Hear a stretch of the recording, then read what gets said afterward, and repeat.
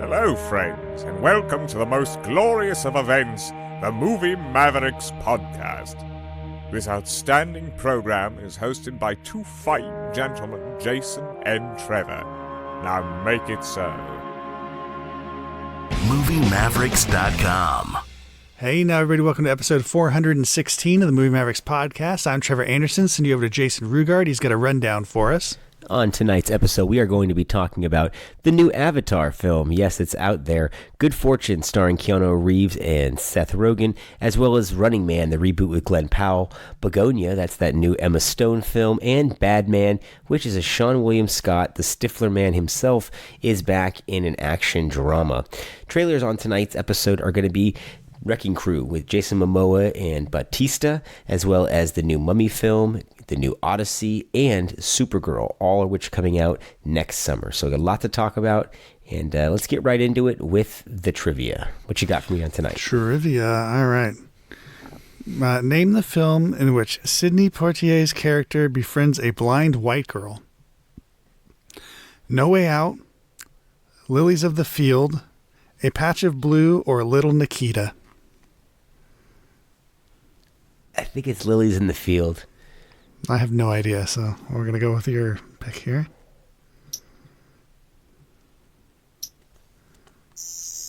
No.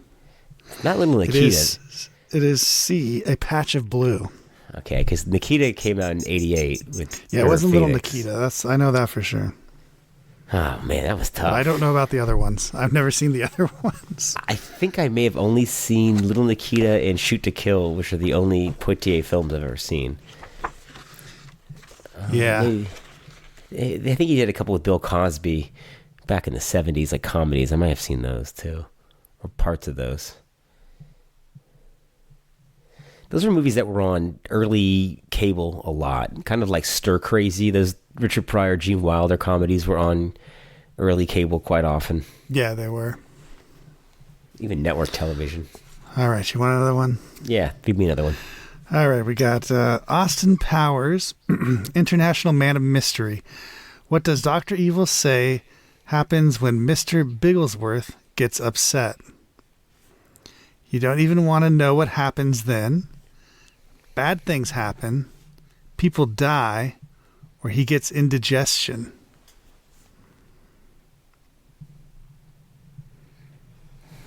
People die?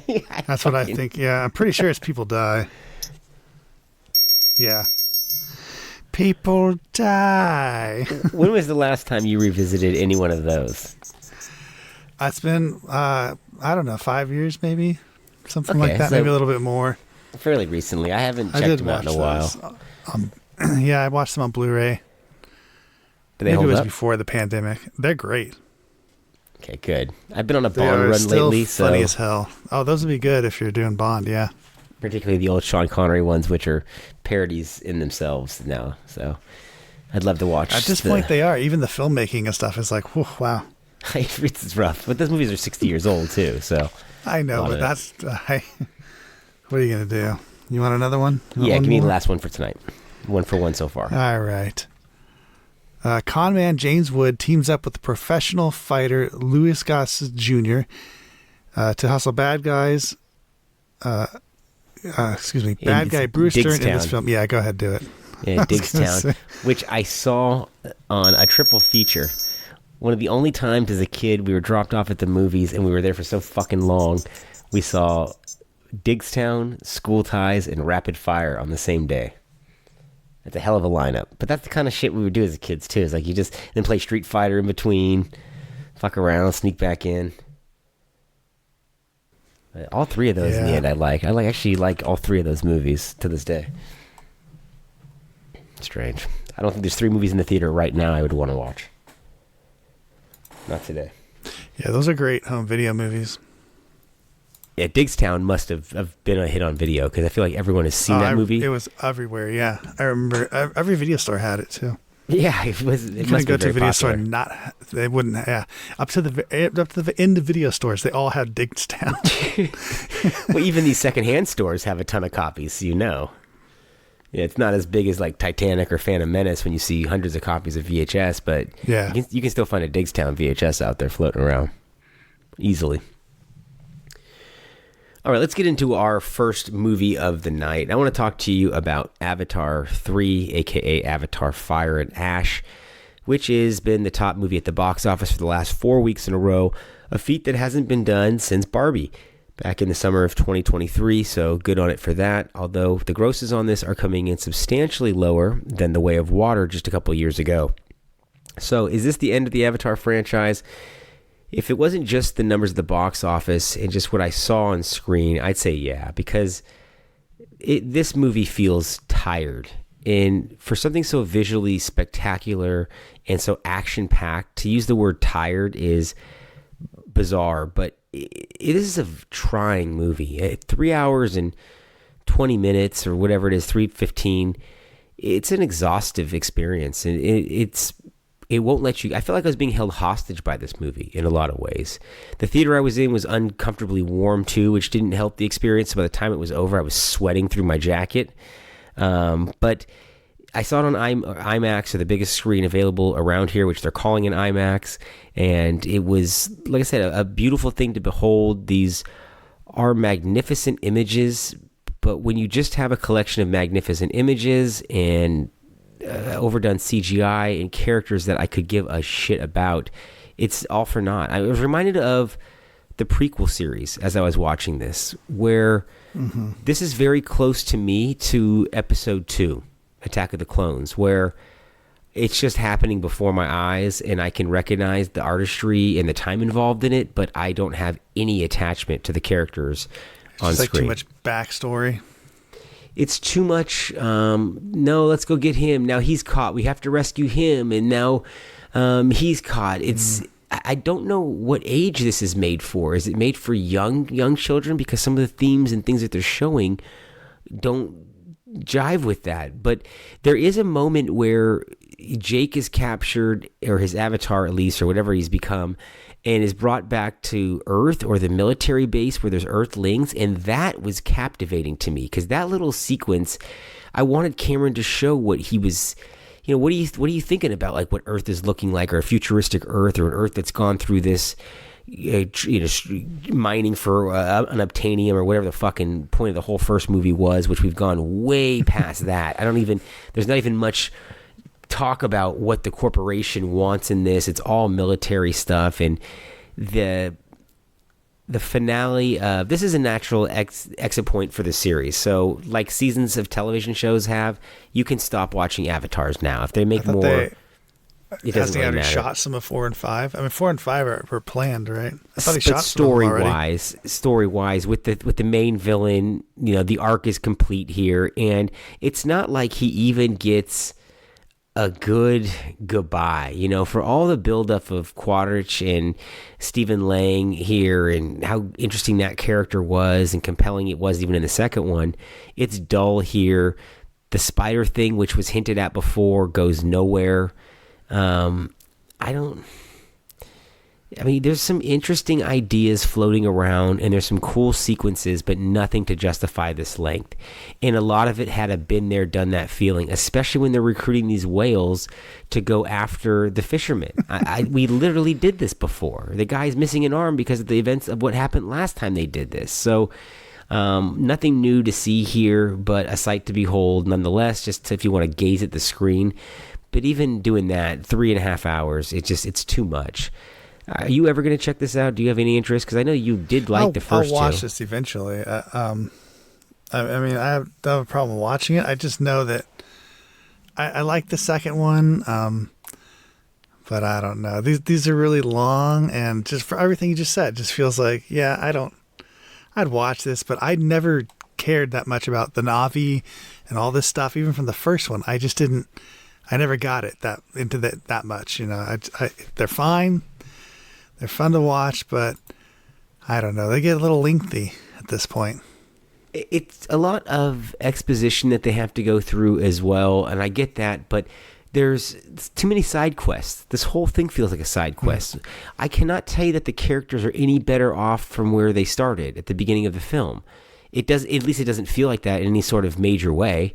I didn't feel like we've accomplished too much, except for maybe get rid of the most interesting character in the entire series. So Not my favorite movie. Really was interested when the noms for the Golden Globes came out, and this wasn't up for anything in the major categories, really. So I thought that was interesting, and then I saw it, and I understand why. Because this is a huge step back. If they had stopped, forgettable. If he had not made another Avatar movie after that first one, he would have gone down as one of the greatest directors of all time. But at this point, he's getting into, not quite, but we're starting to broach Transformers Age of Extinction level of where this like franchise could be movies, going. Right? I mean, this is kind of what Peter Jackson did to himself as well, by just making really long movies that are unnecessarily long, right? And that's what he did to The Hobbit. Well, at least The Hobbit had a source material that had some sort of lore and fan base behind it. I guess maybe, but The Hobbit is like a fucking tiny book. Like, you had 3 huge books, like, that you made into 3 movies, and you had one small book you made into 3 movies. Nah. Well, to be fair, the central concept of the Avatar, the first one, was pretty thin too. So, but I get what you're saying. All right, let's move on and talk about another film here, and that's something I want to talk to you about for a while. That's The Running Man. This came out back in early November, and absolutely ate it at the box office globally. I mean, made no money worldwide, or relatively small money, and may have derailed the shooting star that was Glenn Powell, at least temporarily. Edward Wright, a strange project for him to take on, I thought, because wasn't many touches of the Edgar Wright style that I had come to like from the projects of his that I've seen. Well, I don't know. This feels very much like an Edgar Wright movie. Really? I didn't feel... 100%, yeah. I would say that it's missing on the comedy, but the action is very Edgar Wright. Did you think that the idea to change the concept from a contained show to making it, obviously it's a very faithful adaptation of the book, but to making it take place over 30 days really hampered the intensity and urgency of the film, of the story at least? No, I didn't. I thought that was interesting. At least it gives him a voyage to go on. He can meet different people, can do different things. I like that aspect of it. I couldn't stand the fact that every time he met somebody, he was saved by this amazing coincidence that got him out of this predicament. Yeah. That happened way too many fucking times. Get help from somebody and then have it flip. But you're like, well, then why would that person help them in the first place? Like, it didn't make, only for the plot to advance, and the gladiators or lack thereof of them, that didn't bother you at all? Like, did I not have a personable... there's no Nitro or Zap, whatever the fuck it was, Captain Zapper or whatever the fuck, or Jim Brown, or... I mean, they could have done... I don't think the problem is the framing of the story. I think the problem is just the choice of what actually happens in it, right? Like, this is interesting enough, and like I say, it's a good setup to get him moving, to get him to meet new people and do all that, but they did just a really bad job of creating the world, right? Like, they had a shot at with this kind of a setup, you have a shot to create a whole world, and they did that, but it wasn't very interesting, right? As you say, like, he meets people, he goes here, he goes there, and it's kind of pointless up until like kind of the last part when he meets the girl. It's kind of the part where I go, okay, well, now this makes sense. This should have happened a long time ago. He should have teamed up with the girl like a long time ago. And he needs like a sidekick for sure. He needs, then that guy can know people. I don't know. Like, for instance, the William H. Macy stuff. Why is that even in the movie? Mm-hmm. It's 5 seconds and it makes no sense. And like the whole setup with him. Why is the Michael Cera with him stuff trying to in the film? I didn't mind that so much. It's just a weird character here. I don't mind the weird characters popping up, but the William H. Macy thing is like a big deal, right? He literally tells him, like, you didn't have to do the thing. I was going to give you a job here, right? You didn't have to do the Running Man. This is the first time we're meeting the William H. Macy character, right? The whole fucking first act of this movie makes zero sense, right? The way they introduce him with the kid trying to go get the job, the whole thing to me, I just think, God, I would rewrite this, and this just makes no sense, right? And the whole movie was like that. So it wasn't like, for me, it wasn't the basis of the movie. I really wanted to like this. I liked the premise of it, but the choices they made to, like, how they put this together and the steps he had to get to the end, which is a wild ending compared to like what happens in the middle of the movie. Right. Like the whole airplane thing is just zero gravity shit going on. Weird. Like, and I'm supposed to care about this bad guy now. Like the bad guy's awesome, by the way. What's his name? Who plays the bad guy? I don't know who that actor was, but he's actually very good. Lee Pace. Okay, there you go. Yeah, he's like great. The main assassin who's after him. He's the main assassin guy, and I like like his backstory and stuff. It sounds awesome. But like you say, didn't I mind that there weren't any gladiators? Well, kind of, because they didn't really focus on any of these bad guys that were in here. They just kind of died. They were just fodder. Like, they just kind of showed up, and they were like, "We're just badasses," and they're only badasses because they totally outpower anybody, in the game, just because they have the trackers, they have helicopters, they have there's like the SWAT team, coming after these guys. Powell has to put his little video disc in the fucking mail every night. So why don't these assassins just wait by the mail to shoot him? Well, they did. At one point, which was kind of interesting, and he had to go around it, but it seemed a very easy way to pick him off in a plot hole. That he has to, I know. He can't airdrop this in from somewhere. He's got to physically put this thing. So, yeah, I mean, I feel like the weakest part of this is the script. And this could have been a really good movie. I thought Glenn Powell was pretty good in it. Really? They just leave his wife out there for no reason. She's gone. You didn't think he was miscast? I thought he was wildly miscast. No, I thought he was pretty good. I like him too. I don't want to. He brought the energy in this, but it's just whatever happened in this. I don't know. It was okay. It was a fine movie. I didn't. The first act of this is hate asinine. myself, but... This guy goes home after fucking trying to get his job back when there's a different job waiting for him. We come to find out, but that's here and there. And then he fucking yells at his wife, or gets in like a quasi beef with his wife. He goes, "I'm going to go out and do this thing." Then he signs up for a show where he may never come back. So how does he even know they're going to get the money? There's so many. Well, choices. They use his anger, right? Which is totally one of the dumbest things they do in this, and a terrible idea for the script. Every mistake he makes, everything they do, they play off his anger. So they just get him angry, and then he wants to do this stuff, but he's not angry all the time. He doesn't act like it's very he needs to make this choice. Oh, well, I guess he's angry, so then he'll make that choice. It's just like fucking what? He also is he's a archetype, right? Because there's 3 archetypes that the show goes for, and they know which one is going to. And so he's the angry archetype, the rogue, the rebel that they can't, And if he wins, he's going to be given a shot at being a gladiator, and that's all compelling stuff. The best scene in the movie is the scene on the airplane where the guy tells him this backstory. The gladiator, who's the head badass, is explaining to him how he got in that position. That could have been a movie right there. But what I saw up to that point, and this movie is about 2 hours and 15 minutes long, so it's 35 minutes too long as far as I'm concerned. It could be way cut down. It could be cut down a lot, yeah. I would have preferred him to have been smarter. They relied on the crutch of his anger to kind of blind him, especially in moments where you're just like, you can't see through this, exactly what's happening here. Why? What, you're just going to be mad for no reason? It just feels like he's supposed to be this guy who's super smart, who's able.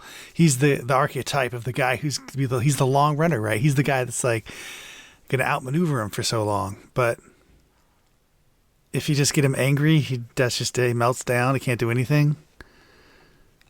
I got a strong vibe. I mean, I got a strong vibe of the Total Recall remake that they did a couple years ago mixed with the RoboCop remake. And it is like that, yeah.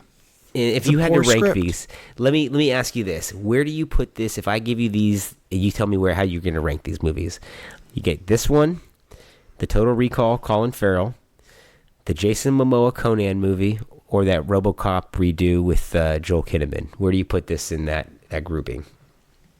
Well, I would put this number 1. I think this would be the only one of those that I would rewatch. The Conan one I want to rewatch, but the other 2, I didn't like the RoboCop one at all, and I didn't like the Total Recall one at all either. This at least I could watch again, I guess, but it's not a good movie, but at least it's interesting. I think the Edgar Wright direction kind of helps us a little bit.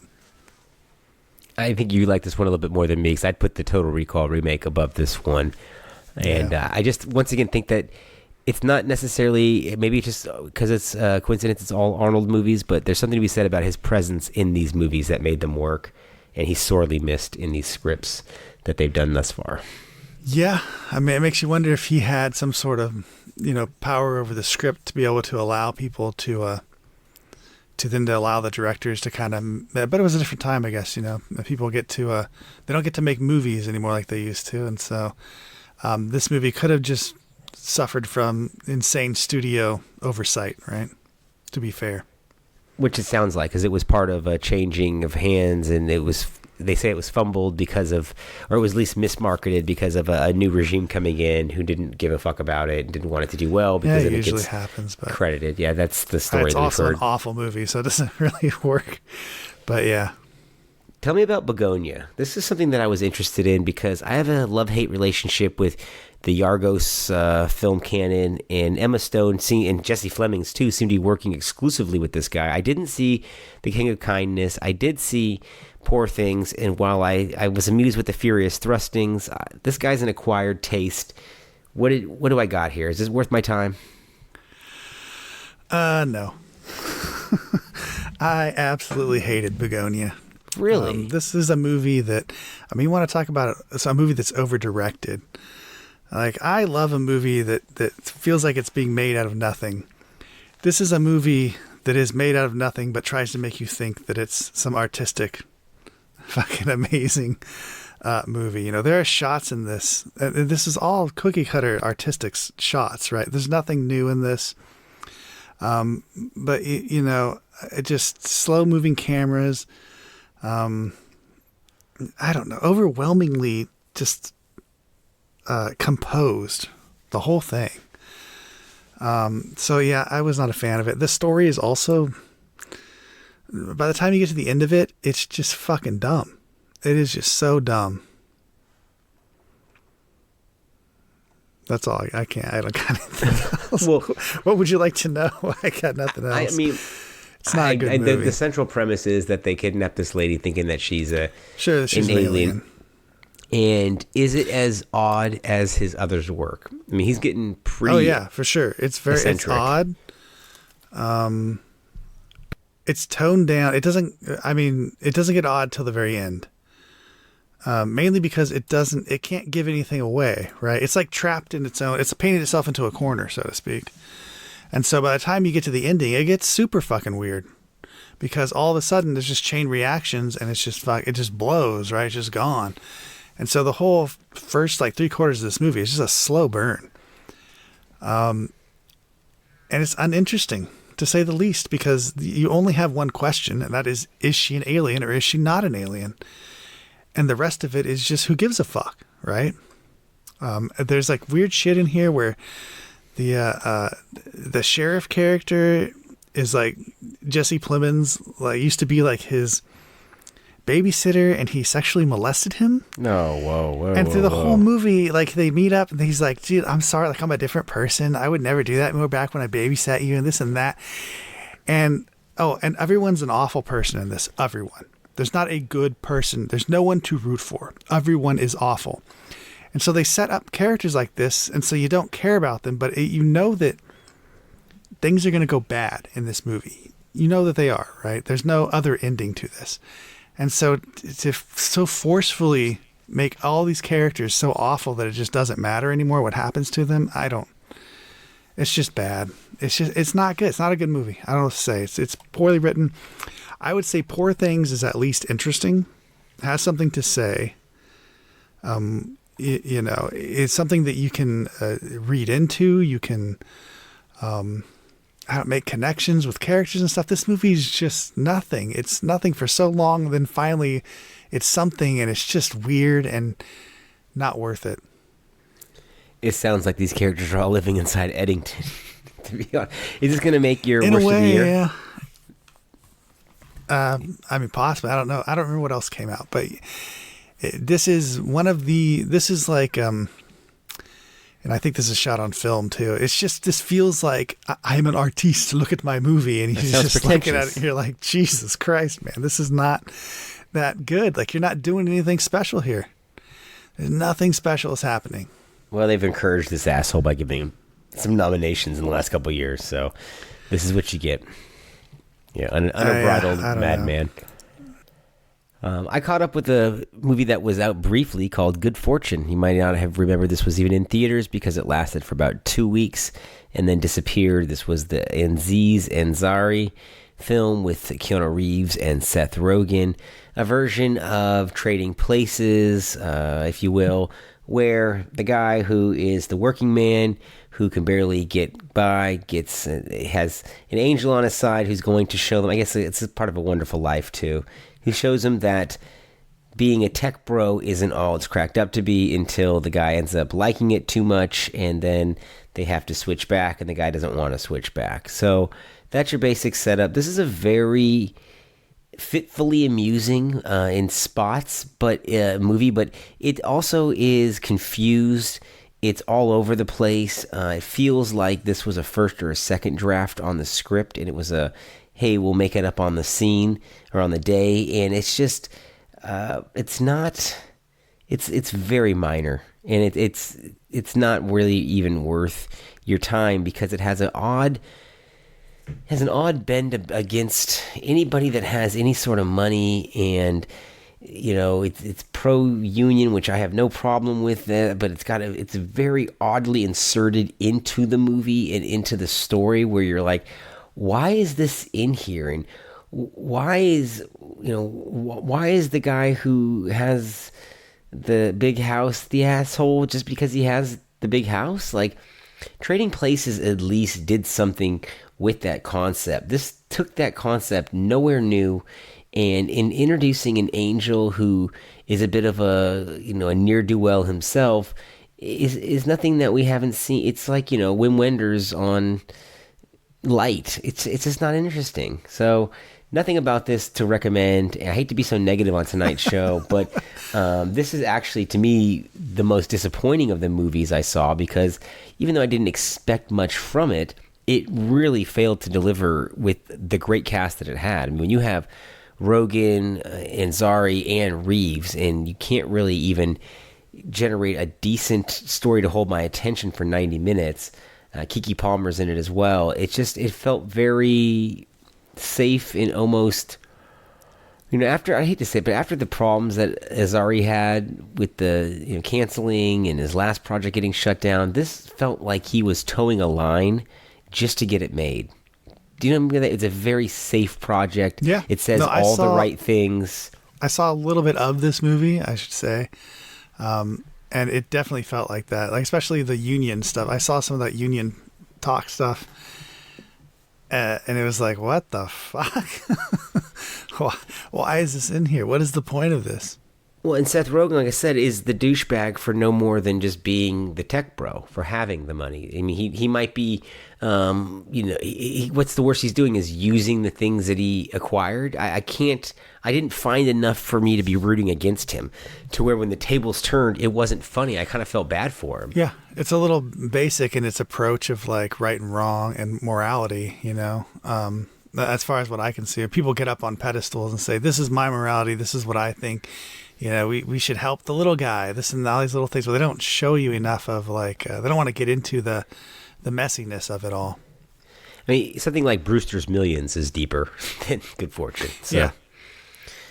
All right, tell me about Bad Man. We got a lot of man on the thing tonight, but this is Sean William Scott. I saw the tile on the box there, and I was going to watch this, and I'm glad you did because I was curious. What's going on with this? Yeah, so overall, I like this movie.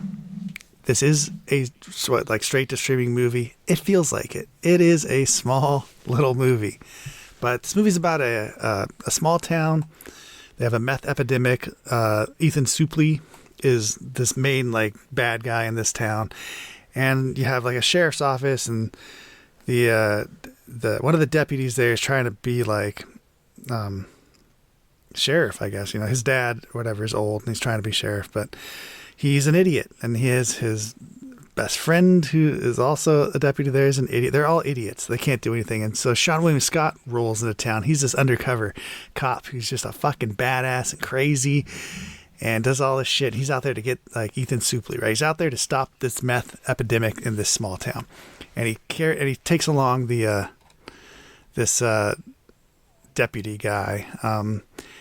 And throughout all of it, they kind of, have ups and downs, and they become bros. Is it an action comedy or is it a drama? Kind of. It's a little bit of a drama. Because it sounds like it's a foreboding movie. Like this guy comes into town, he's like, I'm going to take this fucking town over. Almost. It is kind of. It's very small, and it's very. I don't know. It's weird because the deputy's obviously kind of like an idiot, but he's not, right? Like he could be a normal person, but he's kind of stupid. And his friend is really dumb. But Sean William Scott like kind of rallies them, to get them to take on the bad guys and stuff. And he's there obviously for other reasons. He's not just there he has some other. I don't want to give the movie away because if you're gonna watch it, but I thought it was pretty good for like a low budget little thing. Don't expect too much from it, but I'm happy to see him doing something because he is very interesting as an on-screen actor. I know people will mock, but watch some of the stuff that Sean William Scott has been in the last 5-10 years, and it's not bad. He's as compelling on screen as someone like Ryan Phillippe, and doesn't seem to work as often. And they come from that same era, so I like him as an action hero, or at least a guy carrying a gun around. I don't think Ryan Phillippe works very often anymore either.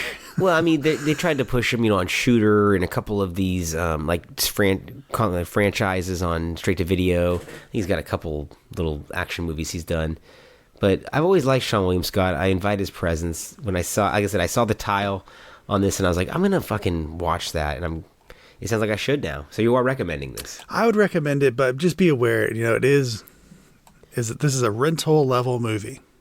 Just be aware of that when you go in to see it. It's low budget. And I think I was pleasantly surprised with it. I liked Johnny Simmons plays the deputy guy, and he's likable. I don't know. I enjoyed the whole movie. Ethan Suplee's obviously pretty cool too. Yeah, I like him too. Good. I'll check that one out. I'm glad you took the dive on that. That's because the box may have looked like an action thriller, but it also could be It's like an action comedy, crime thriller drama. That's the best hell way of I a could stew. put it, which is a lot of it in there, but it's mostly like action. It's mostly action comedy.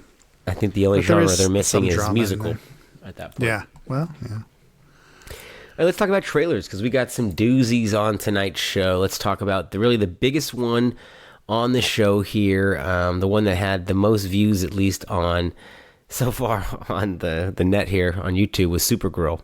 This is the James Gunn's continuation of, even though he's not directing this movie. Right, Craig Gillespie is. Yes. Who I like, who did I, Tonya and a couple other movies there. So he's a talented director. But man, for Gunn not having helmed this, does this not feel like a Guardians of the Galaxy deal? I mean, this feels... Did they ape the Gunn style? Did he just ghost direct this? Someone just fucking wrote some notes down. Here, do this. I know. That's exactly what it feels like when I watch this. It's like, God damn, if this was 10 years ago, I would be eating this up. But I tell you what, it looks okay. I would watch it. It looks pretty good, but I've seen this before so many times. Oh yeah, the ne'er-do-well, girl in her early 20s who's got to get her shit together. The universe that it's in, it's a weird universe. Oh, they're kind of wacky. Listen to the music. It's like, Why is the Blondie song Call Me in this trailer? I can't find any correlation whatsoever when I'm watching this. Did you find the correlation? It's just an old, fun song. I mean, that's all I can think of, because that's what the song choices have always been, right? Haven't they, for the most part? I thought maybe there would be some sort of because maybe she's blonde and Blondie's singing. I'm trying to find anything. But even the overcoat felt very Star-Lord to me on this. And the special effects, the aliens, everything feels very just Marvel Universe. I mean, is James Gunn's wife going to be in this one? Is she cast somewhere? But even I like his wife, actually. I think she's a good actress. I don't mind her either. I know she just appears in everything. But the quipping about, when I feel this is not going to end well, for you guys, like that is so old hat at this point. I know. That's how you definitely feel like you've just seen this before, right? And that's how it feels to me. This feels just so hashed out. Like, this is just more, I don't know, this isn't original. Like, I would just prefer we just go back to how Superman used to be rather than this, to give that a shot again. I don't know what else to do. This is not, it's just uninteresting. Like, I'll watch it. I don't think it'll be bad, but it's not going to be great. Look, you're a dog guy. I love dogs too. I'm not into crypto. I don't find that a very appealing sidekick, or I don't think it adds anything to this series. It didn't work in the Superman movie, I didn't think. Yeah, and it looks like a lot of this movie is going to be her with the even younger girl who she has to, who's helping her get her confidence back, and just nothing to see here, folks. And the fact that Warner Brothers has bet so big on this in terms of box office that this has to do damn near Superman numbers, which were disappointing in themselves, to even justify itself. I think they're going to be. This doesn't look like it breaks 300 million. I can't believe this would outgross Black Adam. There's no way. They didn't do anything, and they didn't do enough with this. I don't think this is just going to be a come and go movie. I don't know what they could have done. Like I say, they could have either gone super light with it, like more of like an original Superman type deal, or they could have gone super dark with it. But what they did was they just towed that Marvel line. They just made another fucking installment of like, Stargirl. I might as well just call it Stargirl. Yeah, that's what it kind of looks like. So I don't know. It's fine, but I want more. I want someone to make something that's good. God, or less. I just want something that's good. If you can't make it, don't do it. You don't just give us this middling that shit. Too, yeah. I mean, James Gunn's really good. He's a really good writer. He understands how to put a story together. So it's kind of, I don't know, unnerving to see this kind of stuff come from him, because it feels like now you're just trying to dictate that all of a universe is yours now, just your style and you. Like, I don't want to see all yours. One of the good things about Marvel was that James Gunn was a part of it, but it was more than him. Like, the universe was bigger than just James Gunn. Now we're just going to get James Gunn movies. All of them are going to be James Gunn. All of them. Well, his film felt authored in the Marvel series, which the Favreau one did and a couple other ones did, but now none of the Marvel movies feel authored, and that's what this feels like it's overly authored. I don't want... Oh, no, well, this is the James Gunn show now, right? Yeah, exactly right. Which is, I think, a big problem, because he did, as much as he did do that with the Guardians of the Galaxies, when you look at Endgame, or really where that ended, like, with his storyline as well, integrated into the universe, it wasn't a James Gunn story. Like, his flares were in there.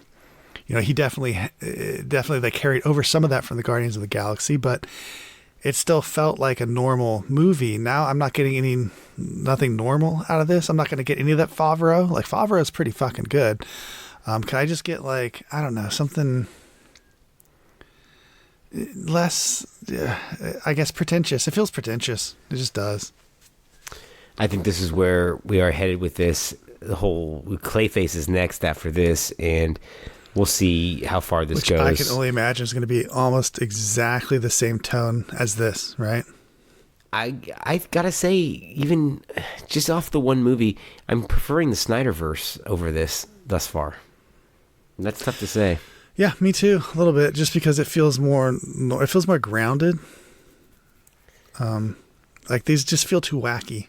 Wacky's a good word for it. They feel way too throwaway. I know the Snyder ones were criticized for being too glum and serious, but they were too serious. Yeah, I know. You kind of have to find a line that works there, but I don't know.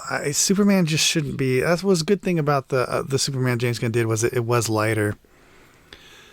But it's weird to have these characters who are supposed to be bigger than life, but they're in the gutter. I don't know. Well, it's weird, the one right? that walked that line, you could say successfully, because it had the seriousness of a Snyder and some of the wackiness of this, was the Bryan Singer one, the Superman Returns, and that's a fucking feathered fish too.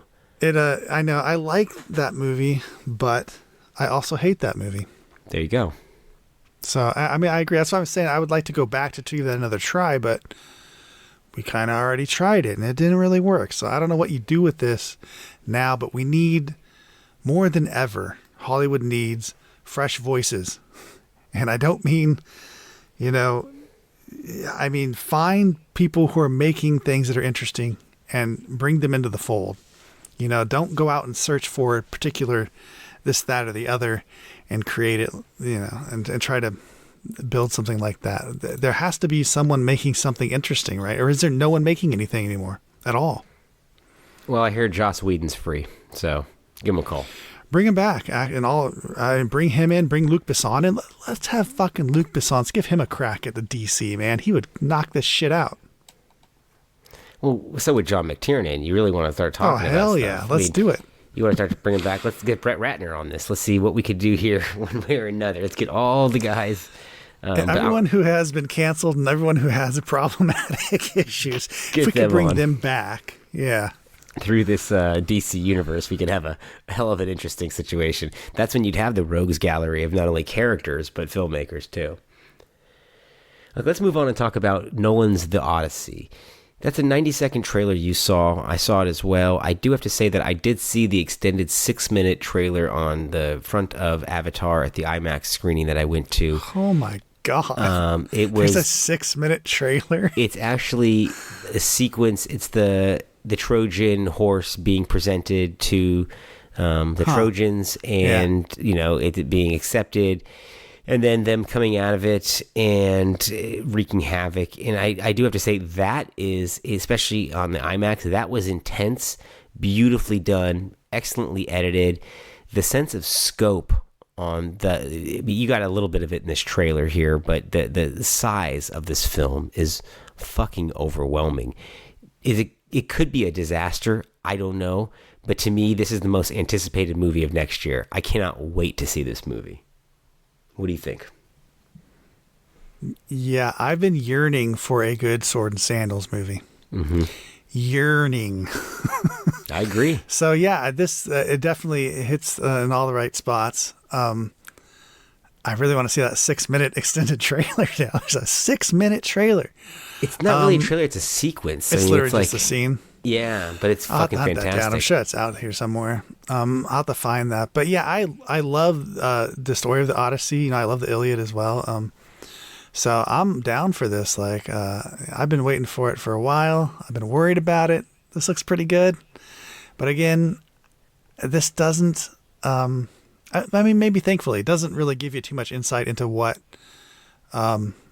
say, like a lot of special effects or a lot of the big set pieces are going to be like. I mean, obviously, I guess they show you the Trojan horse, but you know. Yeah, I want to know there's going to be some surprises at least. Battling sea monsters. I mean, the guy goes through like 12 deaths or some crazy shit. I mean, I would rather wait and see it on the big screen though. Like this, I think the trailer was enough. I don't think they should give any of that other stuff away. Agreed. You know, the Cyclops, the all this other stuff. Like I can't wait to see it. Over under on the running time, 3 hours plus or minus? Oh, it's got to be over 3 hours. I think so too. It has to be, right? I don't even know of any of these that have been really super short. There's just too much that happens in the story. I'm going to say 3.5, maybe 3.10. Really pushing it here. You don't see 3.5? I don't think that he has the balls to do it. Not at that budget. I think that they'll come out with a director's cut or maybe even a re-release in IMAX with 40 additional minutes if it gets nominated. I just don't think that they have the balls to release something that long. I don't know that they care anymore. I don't think that they're prioritizing showtimes anymore. They should be. I think that ship has sailed, though. Oh, come on, man. They are not at all. The runtime of these movies is a hindrance, and I hate to say that, but it's not. Like I said, if the movie is good and holds me like Horizon, I will watch it. But if it's Avatar, the theaters are so empty, I don't think it matters. They need showtimes, man. They need turnover. They need smaller runtime. They don't. A lot of movies don't even start till later now. They don't have earlier shows. I noticed that. Yeah, I know. 3:30 is like the beginning, first show sometimes. Crazy. For a lot of films, yeah. Okay, let's talk about Lee Cronin's The Mummy. This is a teaser coming from Blumhouse and James Wan. This is going to come out sometime this April here. So we have a revisionist idea of The Mummy. Why I wanted to talk about this, because this is just a teaser, is because recently I watched Blumhouse's Wolfman. Did you watch that? Came out last January. I never saw it.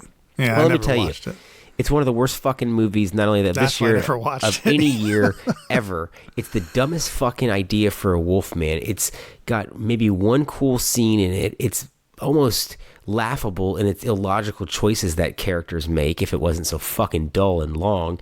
And I got that vibe from this trailer or this teaser, even at 90 seconds. Mm-hmm. What is this shit? How are you taking these titles and selling it with this bullshit? It's a family drama. What happened to Katie? Who gives a fuck about Katie? What is this? This movie's about, this movie's called The Mummy. It's about, so the daughter of some journalist disappears, and then they, like 8 years later, they discover the mummy, and she wakes up and she goes home to them, and then she's a mummy? I don't fucking know. What? I mean, huh? This is from the director of Evil Dead Rise, which is another movie that I just thought, writer and director of Evil Dead Rise, that I just thought was easily the worst Evil Dead movie I've ever seen in my life. So I have little to no hope. I don't even want to watch this. This looks awful.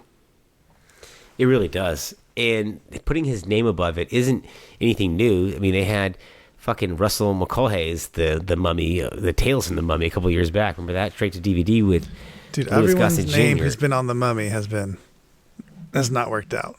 No, including the Cruise one. They couldn't even crack that nut. Yeah, don't put your name on The Mummy. Don't make a mummy movie. Unless Brendan Fraser's coming back. Don't make a mummy movie. Also, this revisionary take of these characters at a micro-budget level is not intriguing or clever. It's like the Invisible Man, the Wolfman, and now this. It's not worked out well. Yeah, they don't know what to do with these Universal monsters. It's super clear. I really honestly think that they should bring Hugh Jackman back and make a Van Helsing too. I would watch that in Let's do it. Second. Let's get Steven Summers back. Let's make a Van Helsing too. Fuck it. I mean, no, you don't understand. The new Van Helsing, they would do it and he'd be a fucking trial lawyer or some sort of personal injury lawyer. Going after people that got blood transfusions or something like that. That's how dumb these, and like, that's how practical they're making these. I swear to God, it's fucking terrible. I know. I would like to see like a Van Helsing too. It'd be a perfect big July retarded movie for fucking summer. I mean, come on. And Hugh Jackman can stop making Wolverine movies for a summer. For God's sake. We could bring him back. Kate Beckinsale's available. She's definitely available. I'll tell you what. And Steven Summers is not busy either. I mean, they both of them. Kate Beckinsale looks older than Hugh Jackman. Let's be honest, but both of them have aged very well. Yeah, you could bring him back. You could do a Van Helsing too. It's possible. I'm for it. It's only been 20-something years. Okay, lastly on tonight's show, we have The Wrecking Crew. This is going to be a straight-to-Prime movie by MGM Studios. Jason Momoa and Dave Bautista in an action comedy that looks like a fun throwback to the kind of movies that I grew up on. This trailer really surprised me. I enjoyed all the beats in it, didn't find this to be overbearing, and actually liked them as a on-screen pairing, at least for the 2.5 minutes that I saw here. Looking forward to this one as it releases here at the end of January as we record this in 2026. So look for that on your streamers coming soon. I'm a little surprised this didn't get at least a token theatrical release for how weak the slate is here in January. This looks like it could have filled in for that role that's usually taken by a Jason Statham movie or a Gerard Butler movie, where there's usually a kind of a guy movie that's released. Movie, right? So it doesn't matter. But I'm surprised they didn't release it on like Super Bowl weekend or something like that. Just throw it in theaters. They don't care. I think it might have made some money, but I do want to see this one, and it looks fun. What do you think? They would rather have you watch it on Amazon Prime. I think this looks pretty good. I really like this Jason Momoa, who doesn't give a shit about anything, character he's been playing lately. I'm down. I like it. This is from the director of Blue Beetle. And it looks directed. I'm just throwing it out there. This is just information. It's information. I was going to say the direction actually looks pretty good. But I've heard that Blue Beetle is actually directed well. It's just a terrible movie. Maybe that's possible. This doesn't look like the best movie, but the direction looks pretty good on this. It looks interesting.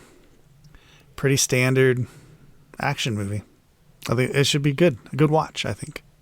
Low-key fun watch, not too taxing on the brain, doesn't overstay its welcome. That's what I want. I want this to be a you fun... have the Yakuza. I mean, the Yakuza is always good. I guess the biggest surprise for me in the entire trailer is that John Cena isn't in this movie. Right? I know. That's I don't know. I'm like, oh, with Johnny too busy on his retirement tour? What would happen if John Cena and Jason Momoa haven't teamed up, have they? I mean, they're in the Fast movie, but they're not. I don't think they share any scenes. Teamed up. No, I don't believe they have. They have. Because that would be, I don't even know who would be the straight man in that. And I guess Cena would have to be the straight man, right? But like you said, I like this rogue kind of fuck it all character that Momoa has taken on as of late. It. Yeah, it's fun. I think he's super fun doing this. He's done this in a couple. He did the Minecraft movie. He did in Fast X. I know he's done it. Yeah, he's the wild man on someplace else here. too. But he's just been, he's just been that kind of like I don't give a shit character lately. I'm just gonna do crazy wild things, and it's fun. And he's fun doing it. I think he has the right charisma and the right look to pull that off. And the jibing that he's doing back and forth with Batista looks like it's done in a certain way where you can tell both these guys actually like each other. It's not. It didn't feel forced, is the best way to describe it. As I watched this, I thought, okay, there's some chemistry going on here. So it didn't feel even as forced as the last Bad Boys movie, where that felt a little manufactured, even with Smith and Lawrence. It did a little bit. I don't know. I just hopefully this actually plays as a movie. If it's more than 100 minutes long, I'm gonna have a real fucking problem with it. I wonder if the running time is listed. Let me look this up right now. There's no. Well, I don't know where you'd find. It's not listed on IMDb. Not yet. No. This fucking thing's coming out in like 2 weeks. I know. Okay, I got a running time. I got a running time on Wikipedia. What do you think? I think that this is an hour and 40 minutes. Okay. I said no longer than an hour and 40 minutes, or I'm not fucking with it. On Wikipedia, so take it for what you will, it's listed as 2 hours and 2 minutes. No way. Because, of course, it has to have 5 beats too many, an extra plot twist that we don't need. This is over 2 hours? That's what it said. I don't even know if that's possible. I really hope that's not necessarily true. Hour 40. I'm telling you, hour 40. Perfect movie. I hope so. Maybe 2 when it's hours. Released. Holy cow. That's what it says on there. That's a whole 5th act. What the fuck? I don't need the extra fucking plot twist. It doesn't do anything. The bad guy's going to lose in the end. Let's have some fun and let's, see some cool shit. 2 hours and 2 minutes. But I guess when you're spending these kind of budgets, you want all your money on the screen. Or cut the fucking budget. Well, that's going to wrap up our episode for tonight. We want to thank you guys for joining us on the Movie Mavericks podcast. As always, you can get our back episodes on moviemavericks.com. Also, check us out on Spotify, YouTube, TalkShoe, wherever you're at, Pandora. We always want to thank you guys for listening and sticking with us through all these years. Speaking for Trevor Anderson, I am Jason Rugard, and we are the Movie Mavericks. Oh my, another magnificent episode has come to an end. If you're craving more, set your destination to moviemavericks.com, Warp 9. Engage!